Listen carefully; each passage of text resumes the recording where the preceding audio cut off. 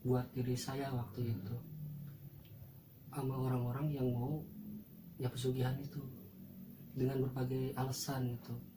Ya menurut saya pribadi sih disebut salah ya mungkin notabene ya salah ngelakuin hal kayak gitu. Iya. Tapi kadang pas ngedengar alasan-alasan kayak gitu kasihan juga waktu itu. Tapi kan emang manusia kan kalau yang kurang kuat iman kan rata-rata ya Bah ya. Makanya itu buat teman kayak gitu. Mungkin yang patut disalahin juga mungkin kita juga ya. Yang orang kaya mungkin yang banyak uang, dia nggak nengok kanan kiri, nggak mau nolong ngebantu orang yang mungkin lagi kesusahan, dia kayak gitu. Ya kalau bisa kita nolong ya tolonglah. Soalnya kata si orang itu waktu ngomong sama saya gitu, berhubung ada nenek juga di belakang saya, makanya dia berani lah cerita kayak gitu. Katanya dia udah kesana kemari gitu kan, minta tolong ke orang-orang, gak ada yang nolong sama sekali. Kondisinya dia seorang bapak-bapak di rumahnya gitu ya, anaknya sakit keras, nggak punya biaya, ke rumah sakit ditolak, di mana-mana harus ada uang, mau datang kemana lagi katanya kayak gitu. Di situ pengen nolong tapi nggak bisa nolong, terus sendiri umuran segitu mana ada pegang uang kayak gitu. Makanya ya udahlah gitu, kasihan makanya. Jadi intinya kan baik lagi Bah ya. Ya makanya kan disitu balik lagi ke diri kitanya gitu, harus punya hati lah gitu. Tapi kayak tanaman-tanaman kan tadi belajar kayak gitu, kalau misalkan tanamannya pengen subur, pengen bagus, ya kita harus bisa ngerawatnya.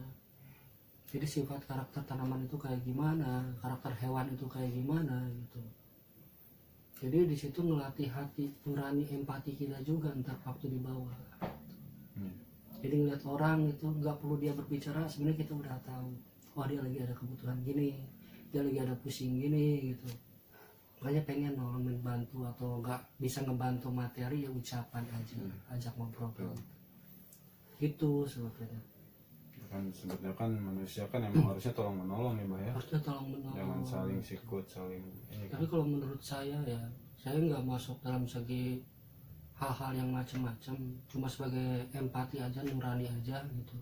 Melihat kayak gitu luar biasa, benar-benar kasihan. Sampai-sampai dia bilang kayak gini, emang ya yang namanya kasta lah kalau dibilang kayak gitu kan, ada miskin, ada kaya dan segala macam. Iya. Ada kasta-kasta orang-orang. Saya masih ingat itu, dia ngomongnya kayak gini, ya yang namanya orang miskin tetap miskin katanya kayak gitu.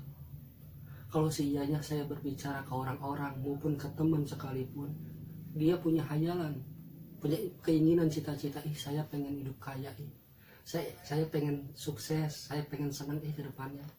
Kadang-kadang orang miskin punya pemikiran seperti itu aja dianggap dosa sama orang-orang, dianggap dosa sama teman. Rata-rata kayak gitu. Kenapa saya berani bilang kayak gitu? Ya saya ngerasain sendiri. Lah kebanyakan ngelamun, kebanyakan ngehayal. Salah lu pemikiran kayak gitu.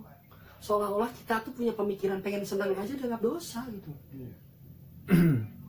Jadi balik lagi, yang salah itu sebenarnya siapa? Di situ.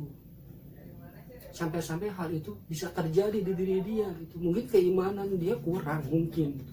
Tapi apakah kita bisa menakar keimanan masing-masing tiap orang, kan belum tentu bisa gitu. Ya makanya ya kita harus bisa jaga pandangan, juga pemikiran sama ucapan kita gitu sama orang harus bisa dijaga.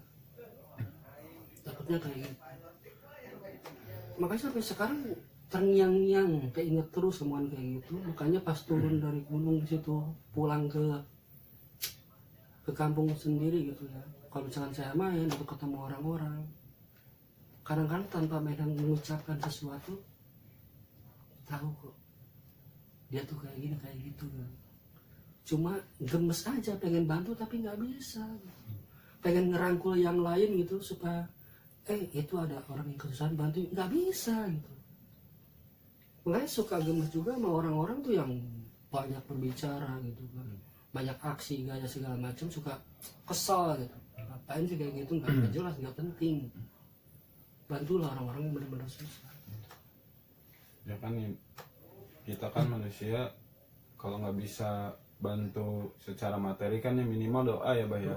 Iya. Jangan sampai menghujat gitu loh, kasihan. kalau misalkan kita punya rezeki apa salahnya kan saling membantu ya nggak, Bah? Gitu. Cuman kan gue juga pribadi apa ya, gue belum jadi manusia yang baik ya, cuman pengen gitu, gue pengen berbuat baik seperti itu. Maksudnya kan saya pribadi gitu ya, lebih banyak diam, lebih banyak merhatiin, bukan nggak mau berbicara buat apa gitu, berbicara zaman sekarang ke orang-orang gitu. Yang notabene mungkin siapa lu gitu, siapa kamu gitu, berani ngomong kayak gitu, nggak akan didengar juga. Makanya lebih baik ya diam aja gitu, pendiem diri kayak gitu. Makanya melihat orang-orang tuh aneh kelakuannya, kenapa sih harus ngelakuin hal kayak gitu, nggak ada manfaatnya juga, bingung ya.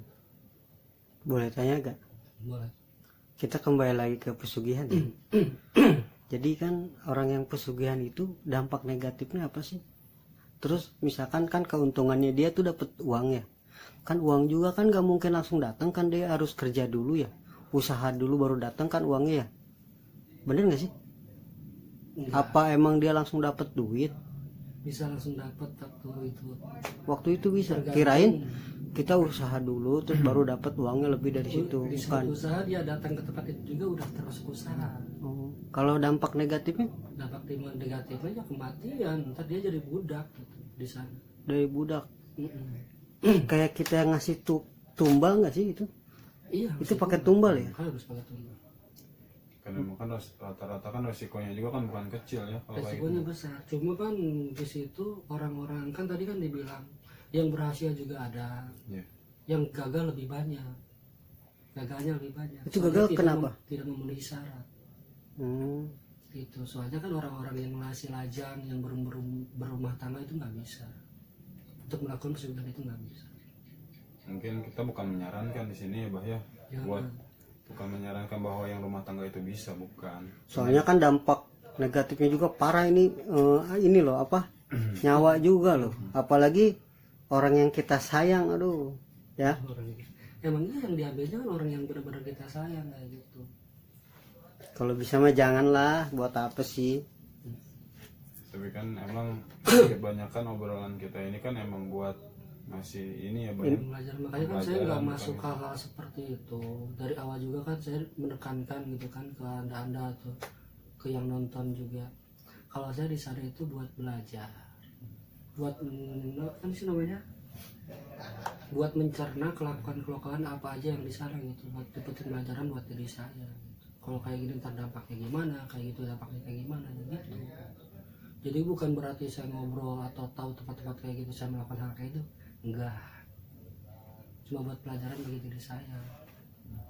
Akhirnya kan ada pembelajarannya dari pesugihan itu kan ya, ada ucapan kayak gitu terenyuh hati saya, ternyata ya Allah gitu, yang ngaku kaya gitu orang-orang kan banyak di bawah. Kenapa cuma ngaku-ngaku doang gitu, tapi tanpa ada lah dia membantu yang lain gitu. Kasihan. Ya mungkin kita mohon maaf di sini. Mungkin pembicaraan kita sampai di sini, Bah ya. Ini sedikit banyaknya semoga bermanfaat buat kalian bagi pendengar channel Jam Tengah Malam. Maaf juga tadi ada insiden yang nggak enak gitu, jadi agak ngelantur lah ucapannya.